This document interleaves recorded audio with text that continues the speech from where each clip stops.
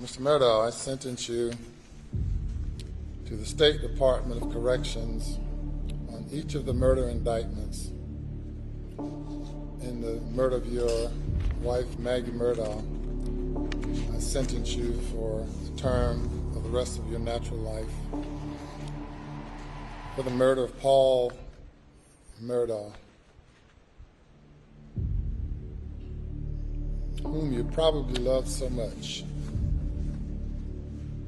I sentence you to prison for murdering him for the rest of your natural life. Those sentences will run consecutively.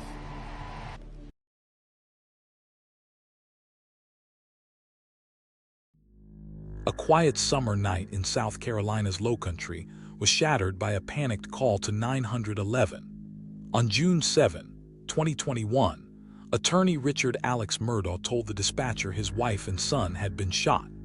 When deputies reached the family's sprawling hunting property minutes later, they found 52-year-old Maggie Murdaugh and 22-year-old Paul Murdaugh dead near the dog kennels. This was not just a brutal double murder. It was the moment a powerful family dynasty began to crumble.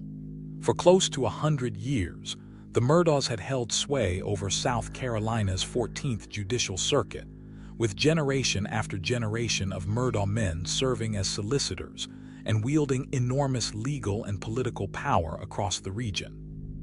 But Maggie and Paul's deaths cracked that legacy wide open, revealing hidden schemes, questionable dealings, and long-buried scandals stretching far beyond that one violent night. As detectives dug into the murders, they uncovered years of financial crimes, suspicious deaths, and mounting pressure that had been closing in on Alex Murdaugh and his family for years.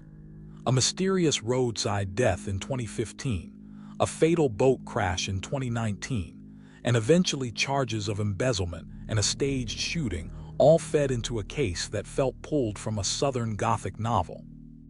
Why were Maggie and Paul killed? Who pulled the trigger? This is the story of how the Murdaugh dynasty fell apart. We will walk through the timeline, weigh the leading theories, and lay out what most likely happened the night everything changed. For nearly a century, the Murdaugh name meant something in the Lowcountry. 3 generations of Murdaugh men held the top prosecutorial post in the 14th Judicial Circuit, shaping the legal system from the inside.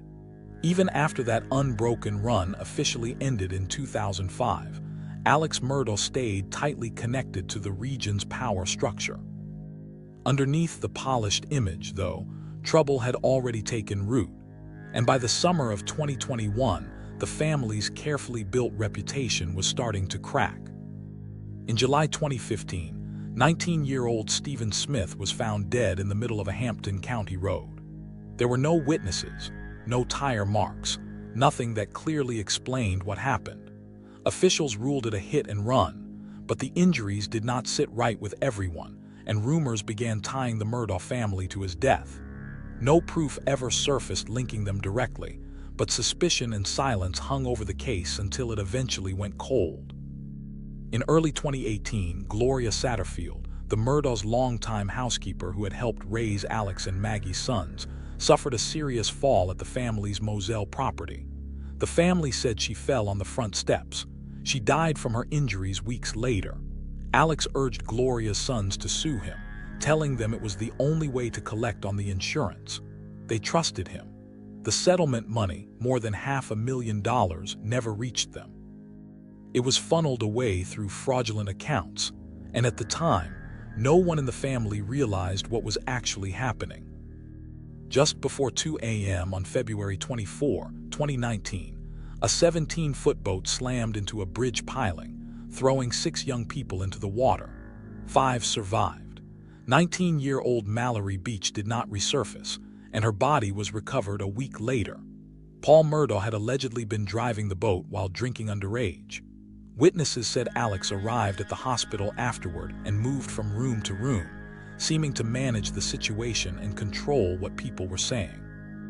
One survivor later said Paul acted like someone who believed he was untouchable. Paul was eventually charged but remained free while the case moved through the courts, and the family's influence appeared to shield him at every turn. The Beach family filed a civil suit, and lawyers combing through that case began digging into Alex Murdaugh's finances. By June 2021, the pressure on Alex had become unbearable. On June 7, his law firm confronted him about hundreds of thousands of dollars in client funds he could not account for. A hearing tied to the Beach lawsuit, just 3 days out, threatened to expose even more of his financial dealings. That evening, Maggie was staying at the family's beach house.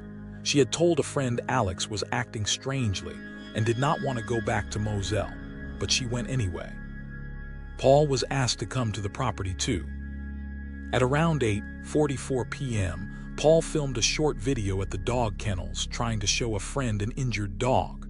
3 voices are audible in the background: Paul's, Maggie's, and Alex's. Within minutes, Maggie and Paul were dead. Paul was shot twice with a shotgun, the second blast catastrophic. Maggie was killed with a .300 blackout rifle, struck 5 times including twice in the head. The shell casings were scattered several yards apart, suggesting she had tried to run. Nothing at the scene pointed clearly to a home invasion. There were no signs of forced entry and no defensive wounds on either victim. At 10:06 p.m., Alex called 911 to report that his wife and son had been shot. He claimed he had been at his mother's house, about 15 minutes away, and returned to find them dead. He was wearing a clean white shirt with no visible blood or dirt, despite claiming he had checked both bodies for signs of life. Investigators later found little on his clothing to back up that story. Hours after the murders, authorities said there was no danger to the wider public, a statement that raised an uncomfortable question. Did investigators already suspect who was responsible? 10 days after the killings, Alex's brothers went on national television. Randy Murdaugh insisted his brother loved Maggie and Paul too much to have hurt them, and the family pointed to threats Paul had allegedly received after the boat crash, along with threats against Alex himself. In his early interviews with police, Alex suggested the killer had planned the attack carefully over a long period of time. Not everyone bought his behavior. Maggie's sister, Marion Proctor, later testified that Alex seemed less focused on finding his wife and son's killer than on clearing Paul's name in the boat crash case. Marion wanted to know who had murdered her sister and nephew. That was not, in her view, where Alex's attention was going. On September 3, Alex was forced out of his law firm after partners uncovered extensive financial misconduct. The next day, he called 911 again, this time claiming he had been shot while changing a tire on the side of the road. That story was false. Investigators soon learned Alex had arranged for a former client, Curtis Eddie Smith, to shoot him, apparently as part of a scheme to trigger a $10 million insurance payout for his surviving son, Buster. The wound was superficial. The plan barely made sense except as another sign of a man whose life was spinning out of control.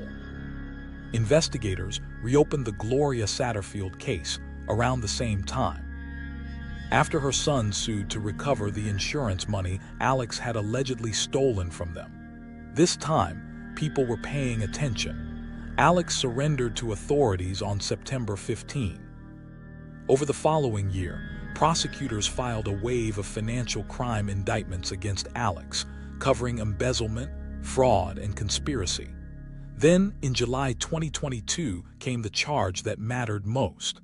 Alex Murdaugh was indicted for the murders of Maggie and Paul. His murder trial opened in January 2023 and ran roughly 6 weeks, pulling in testimony from more than 70 witnesses. Cell phone data placed Alex at the dog kennels just before the killings, directly contradicting his original story. His phone activity spiked suddenly after 9 p.m., something prosecutors argued was consistent with someone scrambling to build an alibi. A blue raincoat recovered from his mother's property tested positive for gunshot residue, and prosecutors argued microscopic blood evidence could have been present on clothing Alex claimed had stayed clean. Then Alex took the stand. He admitted lying about being at the kennels, blaming paranoia, and a long-running opioid addiction for the deception. But jurors had already heard his voice on Paul's kennel video, placed at the exact spot and time he had denied being there. The jury deliberated for less than 3 hours before returning guilty verdicts on all counts. On March 3, 2023, Judge Clifton Newman sentenced Alex to 2 consecutive life sentences without parole. All right, Mr. Murdaugh, I sentence you to the State Department of Corrections on each of the murder indictments in the murder of your wife, Maggie Murdaugh. I sentence you for the term of the rest of your natural life for the murder of Paul Murdaugh, whom you probably love so much. I sentence you to prison for murdering him for the rest of your natural life. Those sentences will run consecutive. Under the statute involving possession of a weapon during a violent crime, there is no sentence where a life sentence is imposed on other indictments. That is the sentence of the court, and you are remanded to the State Department of Corrections. The Murdaugh dynasty had collapsed completely.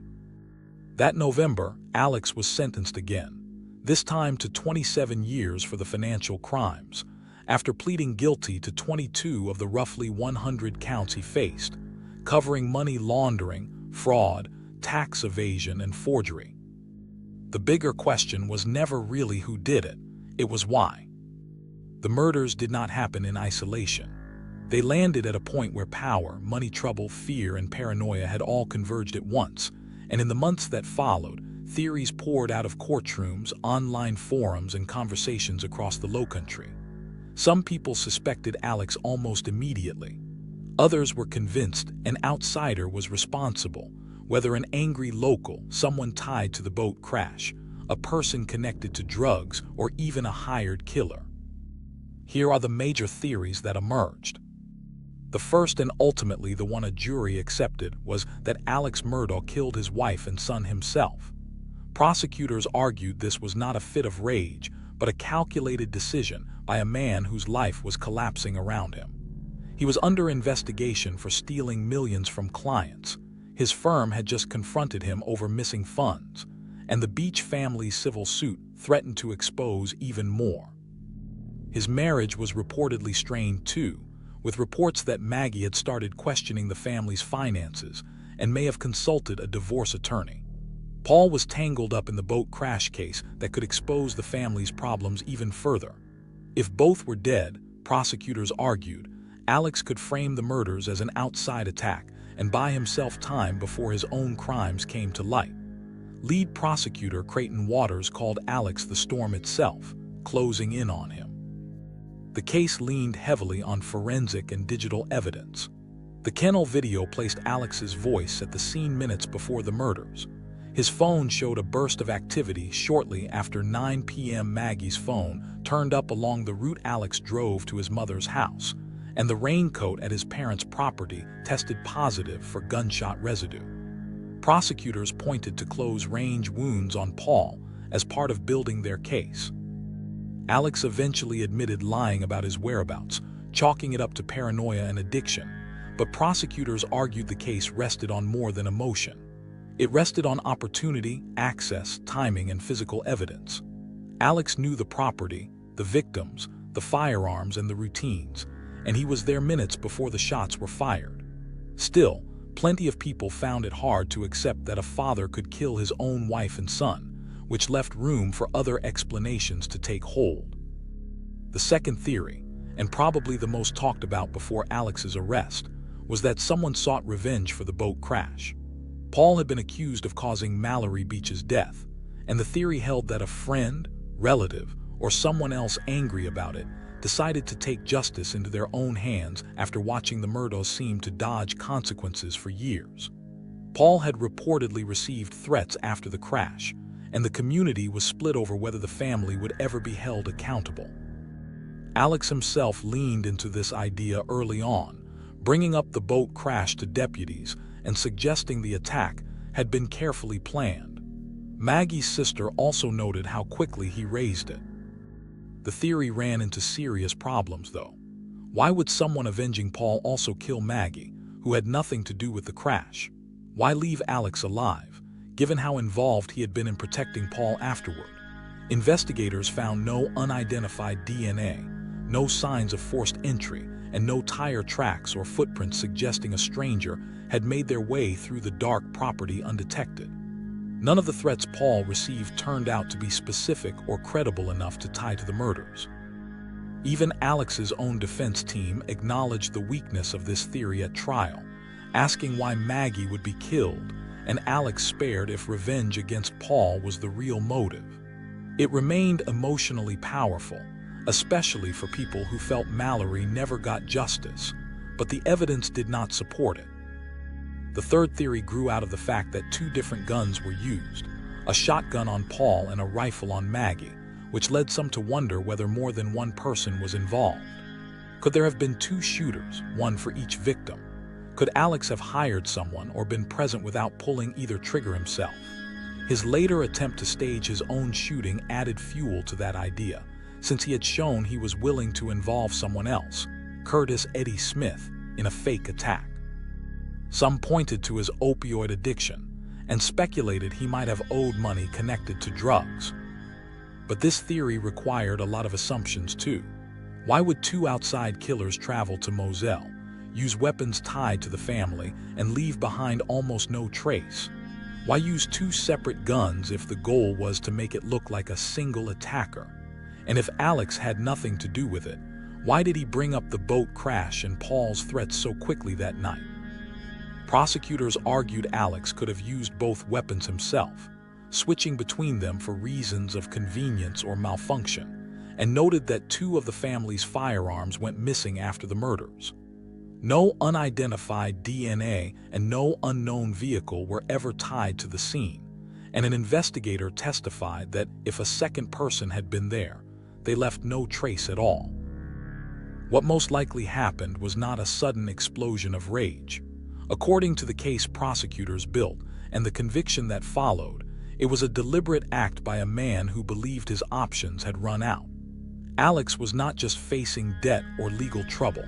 His entire world, built on reputation, influence, and family legacy, was falling apart. His firm was asking questions about missing money. The Beach family's lawyers were closing in on his finances, and at home, Maggie appeared to be asking her own questions, possibly even speaking with a divorce attorney. Whether or not she truly planned to leave, prosecutors argued Alex may have seen her as a threat to everything he had left. Paul represented another kind of danger. The boat crash case was moving toward a point where more could come out, and if it did, the financial crimes, the lies, and the addiction underneath it all might become impossible to hide. Prosecutors argued that as the walls closed in, Alex turned to the one thing he thought he could still control: the situation itself. If he could not stop what was coming, he could try to create a different crisis and redirect everyone's attention toward it. He called Maggie back to Moselle that night. She had not planned to return so soon and had told a friend Alex was behaving strangely, but she went back anyway. Paul came too. Neither appears to have been forced there. They came because they trusted the person who would later be accused of killing them, one of the more disturbing details in the entire case. At 8:44 p.m., Paul filmed the injured dog at the kennels, catching Maggie's and Alex's voices in the background, an ordinary family moment at the time that would later become critical trial evidence. Within minutes, both were dead. Prosecutors argued the killings followed a controlled sequence rather than a chaotic outburst. Paul was likely attacked first inside the feed room, struck by one shotgun blast, possibly moving before he understood what was happening, then hit by a second, devastating blast. There was no sign of a prolonged struggle. Maggie then ran. The scattered shell casings and pattern of her wounds suggest she tried to escape across the gravel. Prosecutors believe Alex switched to the .300 blackout rifle by this point, striking her multiple times as she fled, with the fatal shots landing in her head. Both were dead within minutes. What followed, prosecutors argued, was Alex's attempt to control the narrative. He took Maggie's phone and later tossed it from his car along the route to his mother's house. His own phone showed a burst of activity that could reflect him moving around the property, changing clothes, or dealing with evidence. He stayed at his mother's long enough to establish he had been away from Moselle, then returned and called 911, sounding distressed while quickly steering attention toward the threats Paul had allegedly received after the boat crash. The story began unraveling once the kennel video surfaced. Alex's own voice placed him exactly where he had claimed not to be, and once that lie cracked, everything else came under scrutiny. The phone data, the discarded cell phone, the clothing, the raincoat with gunshot residue, the missing guns, the timeline. None of it supported an unknown killer. Prosecutors argued Alex did not kill Maggie and Paul in a moment of blind rage. He killed them because, in his own distorted thinking, they had become obstacles standing between him and the life he was desperately trying to hold on to, believing their deaths might buy him sympathy, redirect suspicion, and above all, time. Alex Murdaugh did not just destroy his own family. According to the case built against him, he tried to use their deaths as cover for his own crimes, and instead those deaths became the beginning of his total downfall. That is where this case stood for years, until 2026 turned it upside down again. On May 13, 2026, the South Carolina Supreme Court overturned Alex Murdaugh's murder convictions and vacated his 2 life sentences, ordering a new trial. In a unanimous ruling, the justices found that former Colleton County Clerk of Court Rebecca Becky Hill had improperly influenced the jury during the original trial, including comments suggesting jurors should watch Alex's body language and not trust his testimony. The court said this created a legal presumption of prejudice that the state failed to overcome, and that even in a case built on overwhelming evidence, every defendant is entitled to a verdict from a jury free of outside influence.